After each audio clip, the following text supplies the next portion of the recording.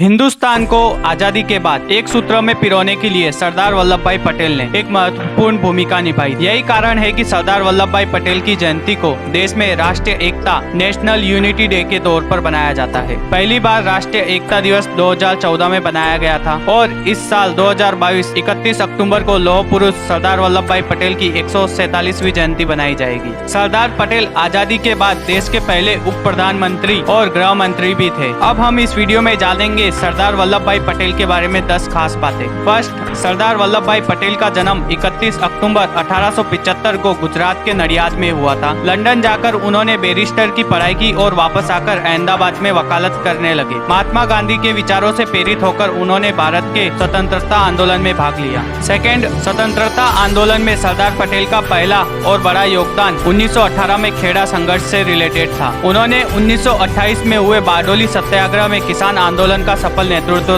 भी किया था। थर्ड पॉइंट, लौह पुरुष सरदार वल्लभ भाई पटेल भारत के पहले उप प्रधानमंत्री और गृह मंत्री रह चुके हैं। फोर्थ पॉइंट, स्वतंत्रता प्राप्ति के बाद देशी रियासतों का एकीकरण कर अखंड भारत के निर्माण में उनके योगदान को भुलाया नहीं जा सकता। उन्होंने 562 छोटी बड़ी रियासतों का भारतीय संघ में विलीनीकरण करने का महान काम किया था। पांचवा पॉइंट, महात्मा गांधी ने सरदार पटेल को लौह पुरुष की उपाधि दी। छठा पॉइंट, गुजरात में नर्मदा के सरदार सरोवर बांध के सामने सरदार वल्लभ भाई पटेल की 182 मीटर ऊंची लौह प्रतिमा का निर्माण किया गया है, जिसे हम स्टैचू ऑफ यूनिटी भी कहते हैं। यह विश्व में सबसे ऊंची प्रतिमा है और 31 अक्टूबर 2018 को देश को समर्पित किया गया। स्टैचू ऑफ लिबर्टी की ऊंचाई केवल 93 मीटर है, जबकि स्टैचू ऑफ यूनिटी 182 मीटर ऊंचा है। सातवां पॉइंट, यह सरदार पटेल का विजन था कि भारतीय प्रशासनिक सेवाएं देश को एक रखने में अहम भूमिका निभाएगी। उन्होंने भारतीय प्रशासनिक सेवाओं को मजबूत बनाने पर काफी जोर दिया था और उन्होंने सिविल सेवाओं को स्टील फ्रेम कहा था। आठवां पॉइंट, बारडोली सत्याग्रह आंदोलन के सफल होने के बाद वहां की महिलाओं ने सरदार पटेल को सरदार की उपाधि प्रदान की थी। नौवां पॉइंट, किसी भी देश का आधार उसकी एकता और अखंडता में होता है और सरदार पटेल एकता के सूत्रधार थे। इसी वजह से उनके जन्मदिन को एकता दिवस के तौर पर मनाया जाता है। 10वां पॉइंट, सरदार पटेल जी का निधन 15 दिसंबर 1950 को मुंबई में हुआ था और 1991 में सरदार पटेल को मरणोपरांत भारत रत्न से